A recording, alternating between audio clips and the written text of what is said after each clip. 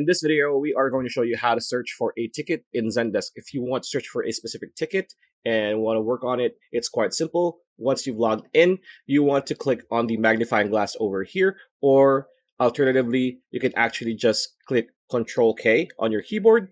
So clicking on this, you want to click on filters, which is tickets. So there are a few filters here. So click on tickets and then just search for the ticket here. So it's going to be much more pinpointed, much more specific in terms of finding the specific ticket, right? So again, that is by using your mouse. If you want to use keyboard, again, Control K, it's going to appear like so. And again, you're going to get to click on ticket to be better, right?